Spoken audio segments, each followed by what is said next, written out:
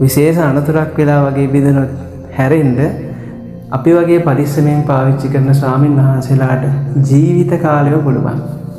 ඒ කියන්නේ අය දරණුවක් ජීවිත කාලෙටම ගන්නෙ නැහැ. එතකොට මේ දරණුම ජීවිත කාලෙම පාවිච්චි කරනවා කියන්නේ ජීවිත කාලෙම වළඳන දානයක්, දම් පිඩක්, බත් ඇටයක් පාසා පින්වත් අපේ උපුල් මහත්මයාට මේ කුසල් අයත් වෙනවා. ඉතින් පින්වතුනි හැමෝටම බැරි වුණත් අපි දන්නවා ලංකාවේ හොඳට හොයලා අංග සම්පූර්ණව පින් කරන ඇත්තෝ ඉන්නවා. පූජා කරනවා නම් පින්වතුනි අමාරුයි ටිකක්. දැන් මේ දරණුව ඒ රටේ ඒ ගන්න දරත් එකයි තිබිලා තියෙන්නේ අන්තිමට. ඉතින් අමාරුයි. නමුත් හොයලා මෙන්න මේ වගේ දරණුවක් එකක් හරි හරියට පූජා කරගත්තොත් ජීවිත කාලේ අංග සම්පූර්ණ දරණුවක් පූජා කරගත්තා කියලා කියන්න පුළුවන්. එහෙම නැත්නම් සාමාන්‍යයෙන් අපි පූජා කරන දරණු එක්ක උස නැහැ, එක්ක ශක්තිමත් නැහැ, එක්ක පල්ල නැහැ.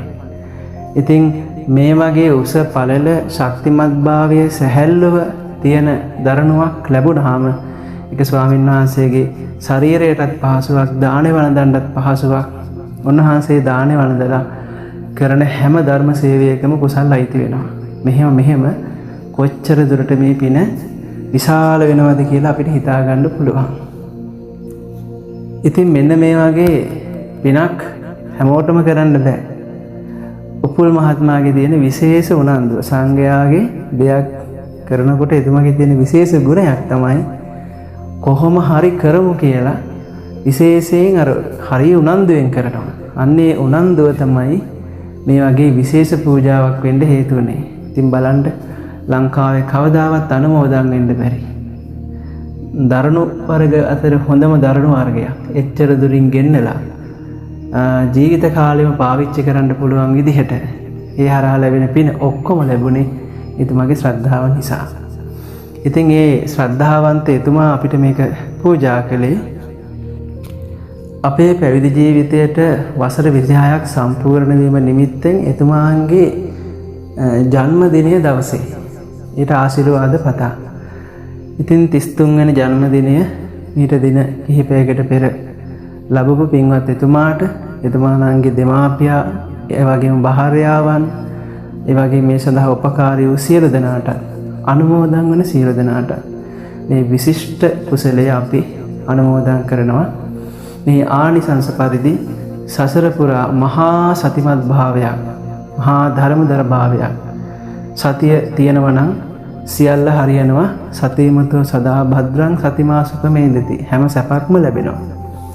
ඉතින් අන්නේ සිහිය, මතක ශක්තිය වගේම කායික ශක්තිය, මේ සියල්ල වගේම අචල අකම්පිත සමාධිමත් ගුණයක්, ඒ ජීව ගුණයක් වශයෙන්ම සසර පුරාම හිතේ පවතින්නත් අදිෂ්ඨාන කරමින් දායක වූ එතුමාටත් සියලු දෙනාටත් අනුමෝදන් වන හැමෝටම සකල ලෝකවාසීන්ටත් මේ පින් උතුම් ධර්මාභෝධය පිණිසම වේවා.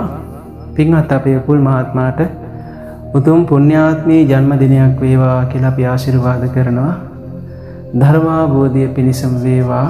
සිතන පතන සියලුම යහපැතුමන් පෝදා අහසේ පායන සපරිපූර්ණ චන්ද්‍ර මණ්ඩලයක් සෙයින් ਸਰව ප්‍රකාරයෙන්ම සාර්ථක වේවා.